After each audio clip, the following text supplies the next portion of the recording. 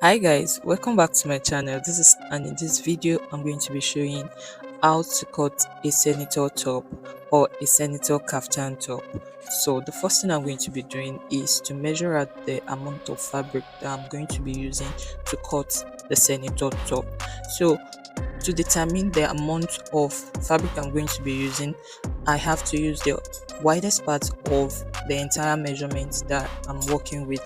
So the widest part of the measurement I'm working with is the hip circumference. So I'm going to be making use of the hip circumference plus 12 inches. So it's going to be giving me 56, and that is exactly what I'll be cutting out of the main fabric. So the essence of this 12 inches addition is just for seam allowance. I'm going to be using 2 inches seam allowance or 1.5 seam allowance at the sides, while at the opening side from the hip side I'm going to be using 3 inches, and that is the reason why I have 3 inches times 4, so giving me 12. So that is what I'm cutting out. So the next thing to do is to fold your fabric into two on a fold of 14 inches. How I came about the 14 inches is 56 divided by 4 is going to give me exact 14 inches, and that's what I'm folding. So it's going to be on double fold, that is to say 14 inches on top, 14 inches beneath.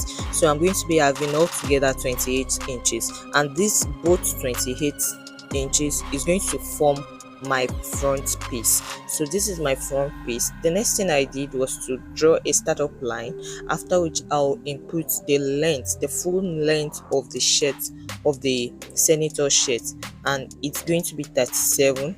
The length of my client is 37, so I'm going to be marking 37, and I'm going to be adding the sewing allowance, folding allowance of 2 inches.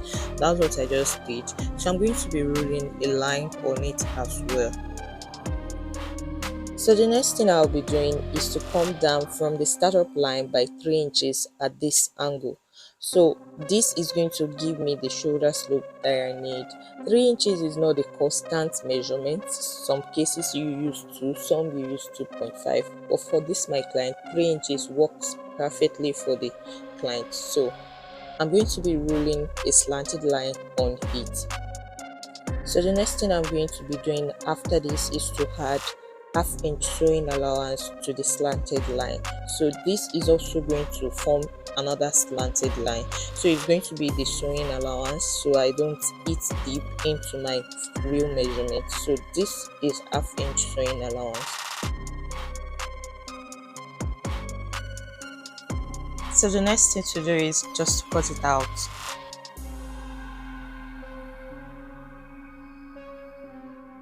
So the next thing I'm going to be doing is to rearrange what I'm left with. What I'm left with is supposed to be 28.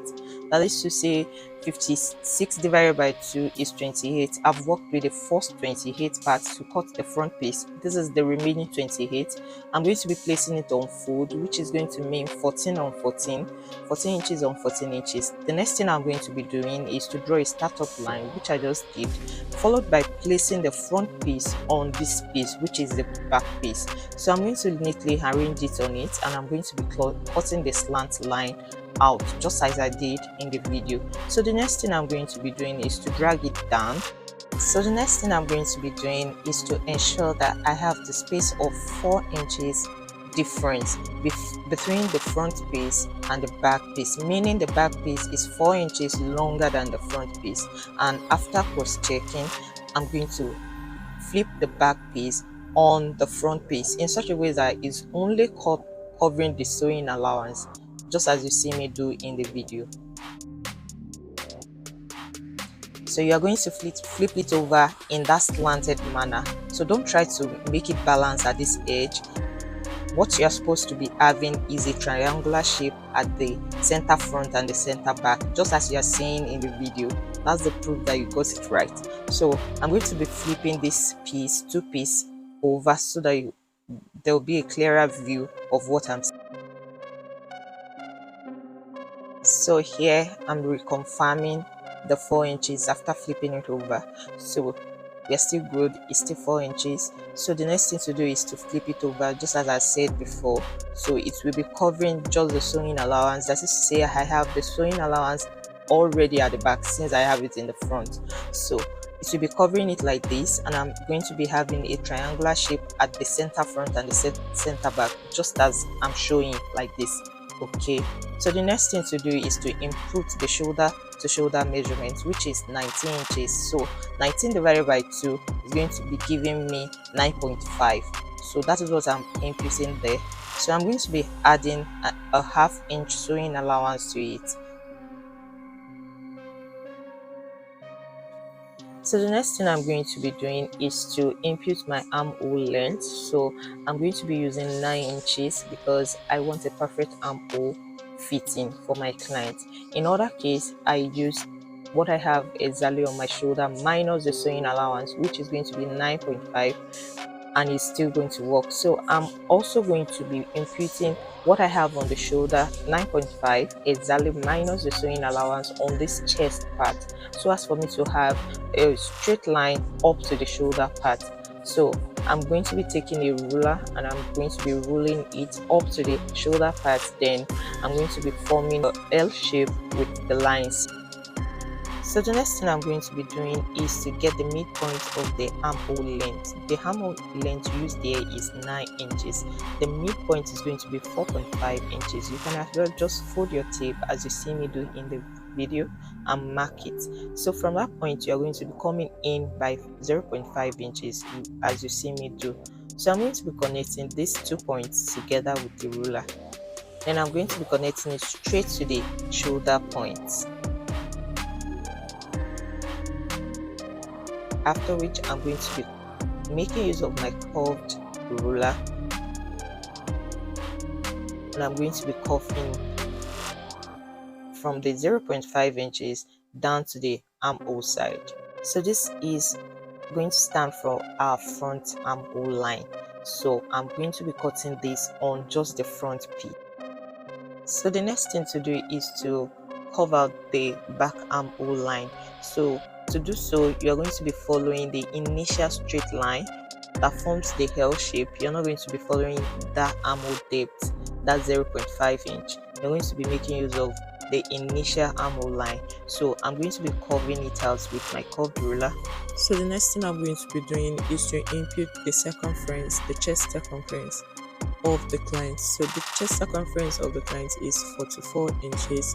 It's actually 43 inches, so I sum it up to 44 inches. So 44 inches divided by 4 is going to give me 11 inches. So I'm going to be marking 11 inches.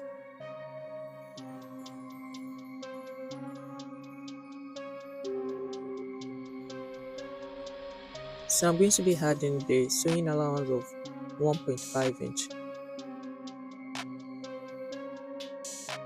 So from that side, I'm going to be coming down by 16 inches. You can make use of 17. You can go as low as 15 and you can go as high as 17. In this case, we are going to be making use of 16 inch. So I'm going to be ruling it out. That's where the opening of the senator where we start from. So the next thing I'm going to be doing is to find the midpoint between the distance between my armhole line, which is also the chest line, and the hip line, which is also the opening line. So I'm going to be folding the tape like so, and I'm going to be marking the midpoint. So from this midpoint, I'm going to be coming up by 2 inches, which is going to serve as the waistline. If you already measured the waist length from your client, you don't need to do this, but if not, you can follow the same process. So it is on this new point I'm going to be ruling out a straight line, which is going to serve as our waist. So the next thing I did was to input the waist circumference divided by 4. The waist circumference divided by 4 is 10. 40 divided by 4 gives 10. Then I added 1.5 inch seam allowance to it. So the next thing I did was to label the line. So that is the waist and that is the hip.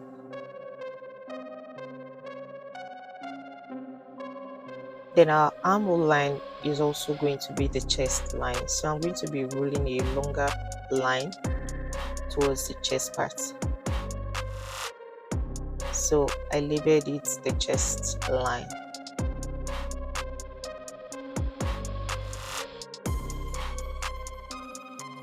So the next thing I did was to impute the hip circumference, which is 44 divided by 4, so it gives me 11. So I'm going to be adding 1.5 inches also to it. So the next thing I'm going to be doing is to connect the points. So the next thing I did was to blend out. If you have any curve, any sharp angle, it's best to curve them out. That's what I just did in that part. So the next thing I went ahead to do was to curve this side like you see me do in the video.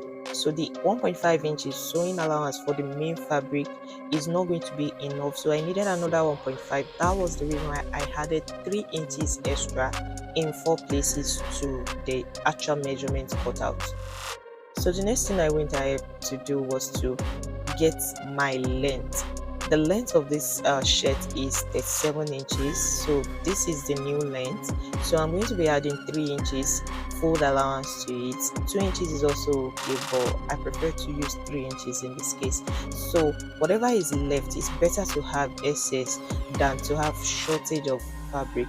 So I'm going to be having like an excess of 1 inches for the front part, which is going to be useless, but it's better to have it that way than to have it less. So I'm going to be ruling my new length line and the sewing and the folding allowance. So that is what you see me do. So I'm going to be clearing the line in between so as to reduce the lines. So the next thing I did was to iron out these 2 inches coming from the back to form a line, which is also going to be my shoulder line, the new shoulder line. So the next thing I did was to measure out the neck circumference divided by 4, which gives me 4.5 plus half inch. The reason why I'm adding half inch to it is just because I'm not going to be using a facing to turn the neck. I'm rather going to be piping the neck, so I need a half inch extra. So the next thing I did was to divide the 5 inch by 2, which gave me 2.5. So I marked the 2.5 inch out, just as you see me doing the video. So I'm going to be ruling a straight line, making use of my ruler on both points. So the next thing I did was to come in from this angle formed by half inch. So this half inch is going to help me form a perfect curve that is going to sit perfectly on the neck.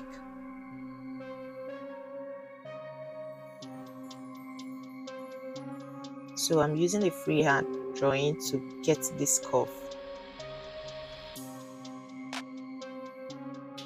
So it's all nice and fine. The next thing I'm going to be doing is to cut it out.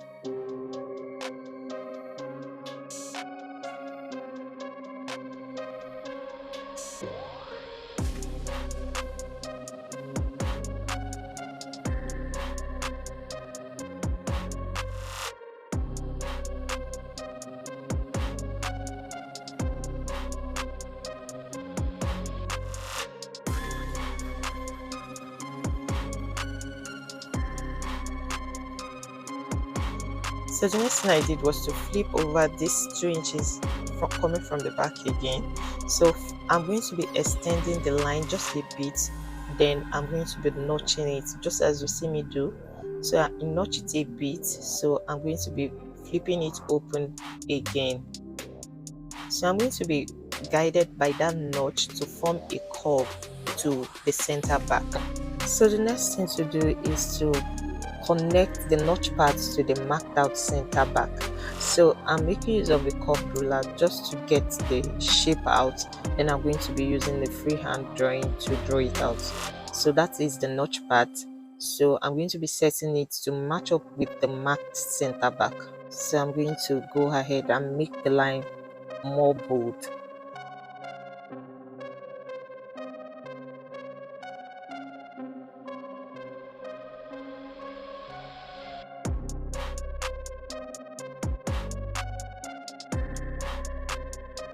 So by so doing, we are done with the back neckline.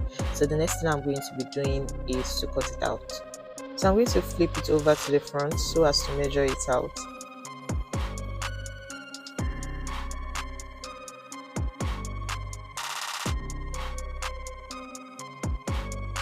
So the next thing I did was to cut out the back armhole. Then I cut out the sides. So don't forget to curve it out at this opening side. Don't cut it straight down. Curve it out just as you draw it out in the video.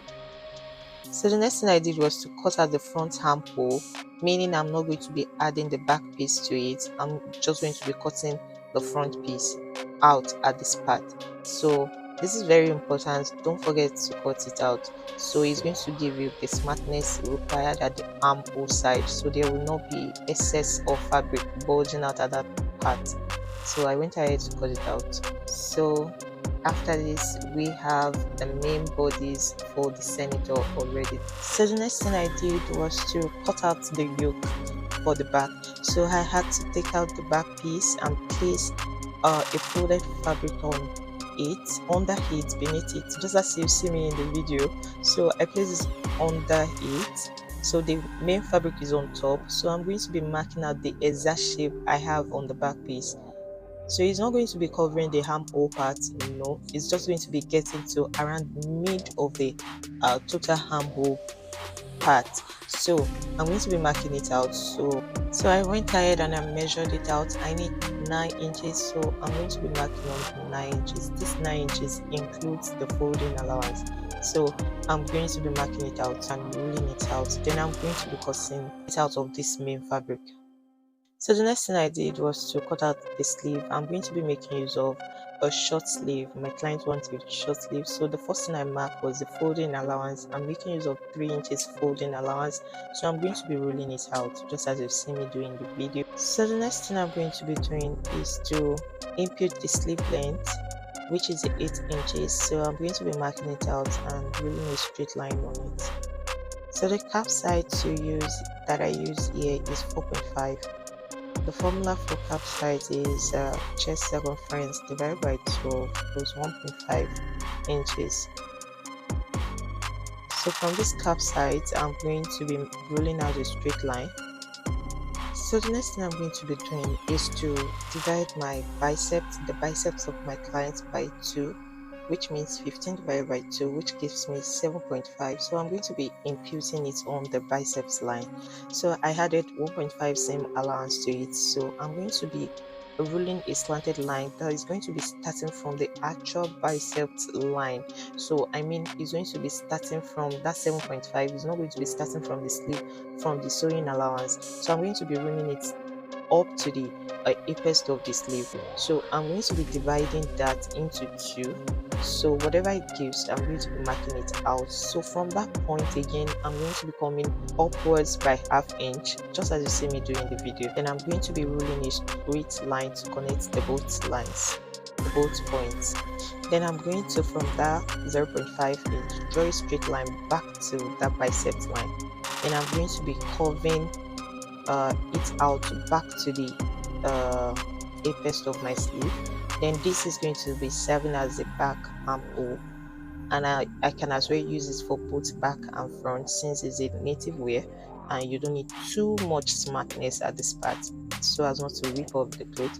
But if you want to go ahead, go further, then you're going to be dividing from the 0.5 inches again into 2, then marking the midpoint, then coming down by quarter of an inch, that's 0.25, then curving it down to up to the 0.5 point. Just do as you see me do. Then from that side again, I'm going to go up to the apex of the sleeve, but it's not going to be equal to the initial line. Okay, this is what I have as a sleeve. Sometimes I use this, but sometimes I only use the back on for both the back and the front when I'm working with a native wear. So here comes a very fine, smart, not too long